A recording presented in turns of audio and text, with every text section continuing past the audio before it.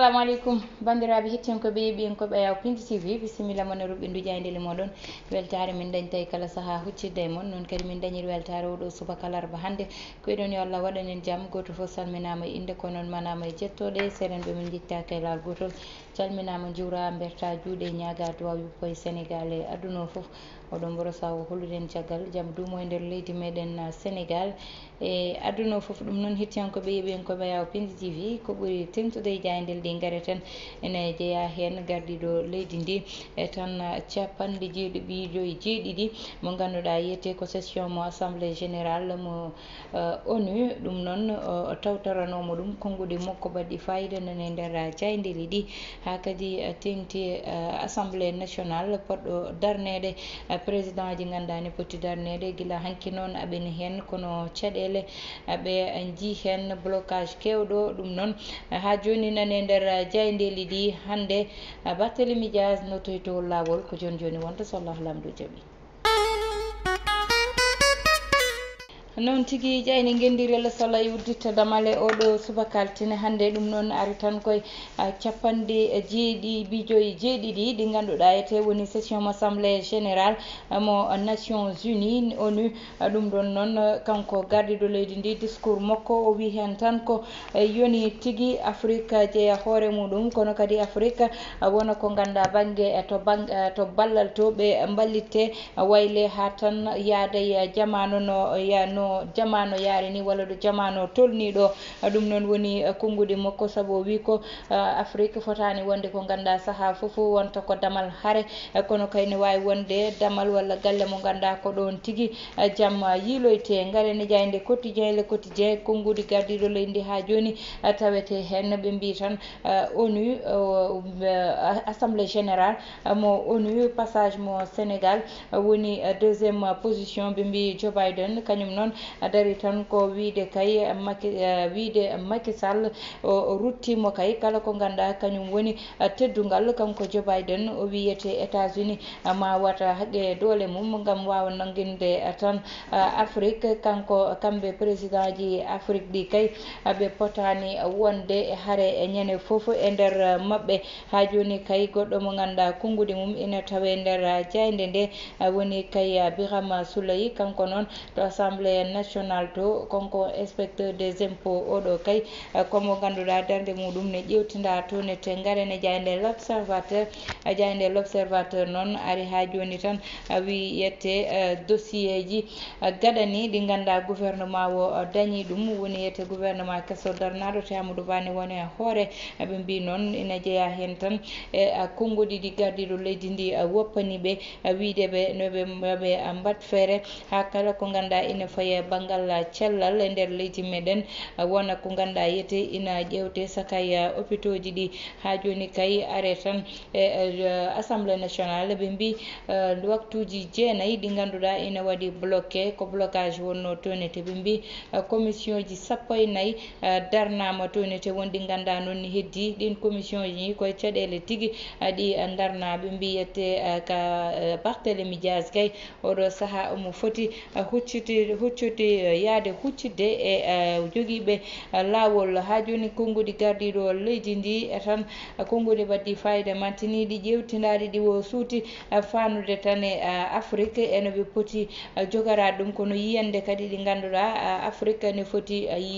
yiyede walla ƴeewede ɗeɗon guite garen ha joni e weɗeno ko dañi toon woni tan accident musɗo ha yimɓe ɗiɗo mbasen pittali muɗum waɗi ɗum noon ko camion garene jayde les échos noon ɓe mbi waktuji jeenayyi ɗi ganda ko haala ƴewtinda toon to diwan mo assemblée nationale to ɓe mbi haala kay yewtere kay ɗesano gasɗe ha saabi haade ɓe darnude commission ji mabɓe koye caɗele tigui wonno ɓe mbi yette noon ko way noon ma yettine ko hande tigui wonata won yituɓe koye mumene ko way noon ɓe mbi Benno Bokk Yakar ɓe goppiɗi commission affaires étrangères koye Yewwi Askan Wi ɓe mbi kay woɗɓe ɓe ganda baɗono Seydou Diouf kanko ko banggue finance o jogui ɓe mbi Balde ko défense jogui tonnete Abdou Mbow kañum koye banggue lawol woni loi ji ɗi ko henno hetti goɗɗo mo ganda ko ɓi Sénégal dañɗo caɗele wasi fittanu muɗum toon to Allemagne to ɓe mbi kay ko pellodiral dañno tonnete ha oɗo ɓiɗɗo Sénégal wasi hen fittanu muɗum kono noon ministre de l'intérieur moɓe suuti konngudi wi ko wayni wona lawol saabu tan koko ganduɗa yete eɓe mbawno wadde ɗum tawa pittali camani henete kono noon ma enquête waɗe ko fonde lerde hen fo ma lerne no hannirta ni Yayde Vox Populi kañum noon ari tan ha joni e tan tikkere e majorité hakkude majorité e opposition mana banggue lundiɓe banggue laamu ngu ɗum noon ɓe mbi ko blocage jewtidano e assemblée nationale o goteji moɓe hanki ɗesano gasde saabu waktuji 9 ɓe mbaɗi ɗum toon commission ji sappo e nayyi darnama keddiɗi ɗi ko hande tigui mbi ma darde ɓe mbi tan grève aji nani jogori ɓeydade ɗo e nder leydi meɗen Sénégal caggal joguiɓe banggal santé woni cellal leydi meɗen kamɓe noon woɗɓe liggotoɓe ministère de l' agriculture liggotoɓe ministère de l' élevage kamɓene ɓe darima tan gam wiide koɓe hofoɓe juuɗe mabɓe balɗe tati ɗum noon ɓe mbi koɓe jiiɗi ko soɓe dañani ɗum maɓe darnu liggey mabɓe gondiɓe Cheikh Oumar Anne ɓe darima kamɓene ɓe ñiiɓi koyɗe mabɓe ɓe mbi kay yiɗanɓe Cheikh Oumar Anne kay ko boni wona kay ina daña ɗum saabu yete ko maayo hatgo ngo wona juuɗe darnata ɗum wadde noon yoɓe ƴewirni tan Cheikh Oumar Anne ɓe gandi fandare muɗum ma Allah yettin garane jayde enquête ɗum noon ɓe mbi tan ko caɗele ƴewtinda e gouvernement kesso o ɓe mbi yete kay ɗe nder leydi meɗen oɗo saaha ko faye liggey mabɓe ɗo joni baɗono Mambay Nia Abdoukarim Fofana ɓe mbi ko ɓeɗon goni ƴewtindaɓe jaltinoy gouvernement o garti woɗɓe kay ɓe ganduɗa yete kañumen ko woppitaɓe walla nattane gouvernement o ɓeɗon hewɓe hen ina jiiti koye mumen walla tan ko tikkere tigui gondi gardiɗo leydi ndi suuti konngudi muɗum wi Afrique yoni ene tan wona torchon jaɓɓeteɗo kono kay yoni totte haqqe muɗum yiye kadi yiyande nde ganduɗa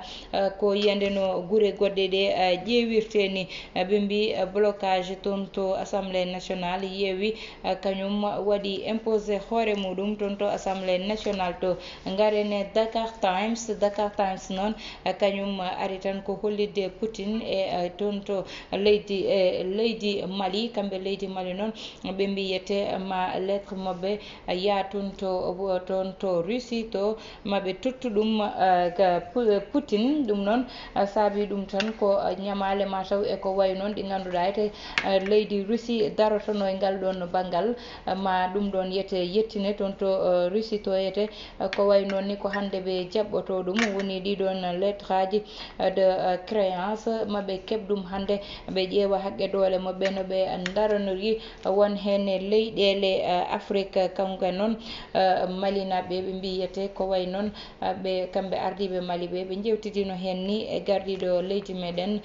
Macky Sall haaɓe jiitodirino e koye mabɓe kanko gardiɗo leydi konngudi makko ha joni nene nder jayde Dakar Times o wi tan Afrique ɗo joni yoni wiya tan darto walla ɓe darto guite ɓe ƴewata ɗum walla darde ɓe daroto e Afrique sona wadde ɗum exploité e ko way noon garene jayde libération noon hande arti tan koye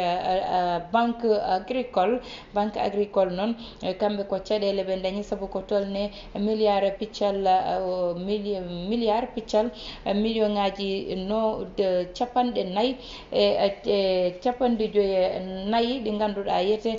kay koye koppareje CFA baɗade détourné ɗi ganduɗa kay rewna kay lawol ɗum tigui ɓe garti hen ɓe mbi noon responsabilité ji wanam waɗɓe ɗeɗon gueɗe ɗo joni woni lawol nani rewi ɗumen wonɓe ganda noon naggama kono dik oɗo saaha kay darima gam tan ko wayni lerne ha leer saabu ɗeɗo koppareje fotani woppitede noon tan rewa ɗo fotani rewɗe. Garen jayde stade coftal ɓalli kañum uddata damal garen ha joni Nowa Fadiga ɓe mbi tan kanko banggal cellal ɓandu makko saabi o wawata fettude hakkude Sénégal e Bolivie noon kamɓe ɓe mbi Sénégal yoɓe gandu match o wonata match bebɗo saabu ma wayno ko final hakkude mabɓe saabu ɓe dokkata haydara leydi Sénégal. Gabriel Jesus kanko noon ɓe mbi tan to diwan mo Brésil to ko baɗaɗo snobe ɗum noon o wi kanko ko ɓiɗɗo Brésil te ɗum ɗon ruttata ko hen caggal hay lawol gotol. Hettiyankoɓe yeɓiyankoɓe ya Pindi TV ɗum wonno ko ɓurno tentude udditen hello wongo ko joni joni wonta sallahu lamdude noon tigui hettiyankoɓe yeeɓiyankoɓe ɗum noon gartan tan walla gartaten koye konngudi gardiɗo leydi ndi toon to ganduɗa ko kañum woni to assemblée générale mo tan Nations Unies woni ONU ɗum noon woni ko ganduɗa darde mantidiɗe konngudi baddi fayida ndi o suuti toon o haalde kamɓe wonɓe oɗon nguɗon goomu woni Nations Unies ene woni noon 77e session kanko noon Allah hokki o huccidire mabɓe kono konngudi ɗi o suuti ala ko ganduɗa ete hande mo wawno suutude konngudi goɗɗi ɓurde dañde fayida ko suutude konngudi o suuti ɗi woni yete hande Afrique koko fawa koyngal Afrique ko ganduɗa ene ronki hay fofde Afrique ene ronki woppede foofa ɗum noon widemo yoɓe ƴeew noɓe mbatta ha ko ganduɗa hande ko kañum yaade e jamanu ɓe mbawa yaadide noon e Afrique ɗum noon artata tan koye banggal gartam ko ganduɗa ete hande so waɗama wiye Afrique ko naggam dañta hen minen dañata naggam tawa koɓe liggoto ko koye leydi Afrique ɓe dañta ɗum ko ñammintaɓe ko koye leydi Afrique ɓe dañta ɗum ko wallittaɓe e liggueyaji mabɓe woni banggal pétrole woni goɗɗum gaz zircon e ko way noon ɗum ɗon foof koye nder Afrique ɓe dañata ɗum ha gayni Afrique woni continent mo ganduɗa hande ɓiɓɓe muɗum saaha foof nani ƴetta bagasuji mumen ene jalta Afrique saabi ɗum ko caɗele ɗe min dañata saabu hande Afrique fonno wonde koɗo yimɓe gummoto ina garane ƴewto dañal kono wona enen saaha foof ƴettata bagasuji amen eɗen jalta eɗen jiiloyo dañal banggue goɗɗo ko ganduɗa en jiiloto ha min tampa tawa min jiyata ɓiɓɓe amen ne mbare caggal leydi yiyama ko kewi Allemagne ko oɗo ɓiɗɗo gorko mo ganduɗa ko pellodiral dañno ha wasi hen fittandu muɗum wonno Afrique hande darorte wonno ardiɓe Afrique ɓe darorto koyɗe mumen hande ma caɗele ɗe ɗon iw ma liggey dañe nder Afrique ma yimɓeɓe liggo naftoro saabu so neɗɗo dañi liggey taw ko liggoto ko kadi naftoraki ɗum walla ko heɓata ko ala ko nafi ɗum ɗum ɗon ne ko caɗele tigui wonata ɗum ɗon noon ne foti ƴewtede Afrique totte haqqe muɗum e banggal foof ɗo wawi wonde foof e banggal ndema e banggal gongal e gongal hande yeehi ha ndema koko wara e nder Afrique saabu wona intérêt mabɓe kamɓe wonɓe ɓe ganduɗa ko wonɓe caggal leydi eko way noon kamɓe waɗɓe ɗiɗo gomuli mawɗi Afrique e ndema muɗum walla ndema muɗum so waɗi avancé ɗum wattaɓe arrangé saabu koɓe ko yalta ko ummoto e nder leyɗele mabɓe nde natta e nder leyɗele men wonat ko ganduɗa dañat caɗele do banggal mabɓe saabu ko heewi hande kamɓe nannata ɗum ga ɗum saabi ko ɓuuri hen hewde hande maayi e leyɗele meɗen te ɗum ɗon noon kamɓe ardiɓe men ɓe ko kamɓe jeeɓi ko way noon ha waɗi installé wu saabu kamɓe poti wadde investir e ndema kamɓe poti wadde investir e banggue awo ha ko ganduɗa yette hande ko yaltinte ene nawe banggue goɗɗo en ma en keeb ha heeɓa kedde ha heddo kedde ndeɓe puɗɗo nawane ɗum kono contraire o dañi enen kamɓe keɓata ha heddo kedde nde min puɗɗo hebde saabu hande so yeehi ha yaboy mo ganduɗa hande yimɓe ɗum keɓirtuno sam noga sam capannayyi yeehi ha goto ne jara goto temedere goto capanɗe joyyi goto temeɗɗe ɗiɗi hande ande leydi ndi muusi Afrique muusi saabu wona leydi meɗen tan leydi foof wonko woytoto te enen fo ndendi continent africain o waɗi noon en pot rendude en pot wonde gotum ha continent meɗen o mo ganduɗa kañum woni continent africain wawa wonde continent ɓurɗo yaade yesso continent mo ganduɗa ko hen dañal yilete kono ɗo ganda ko hen dañal yilete ko ɗon basal ɓuri hewde eɗen poti ƴewtade koye moɗen e fannuji foof hettiyankoɓe heeɓi ko ɓaya Pindi TV ɗum wonno ko min gaddanno on e banggal roɓɓindu jaydeli tuttude on aadi lawol gongol so Allahu lamɗo jaaɓi banimon debbo Aissata Ndiaye wonno heɗen ene banggal caméra o ko Mansour Sow alias Thiat wondude Ibrahima Thiombane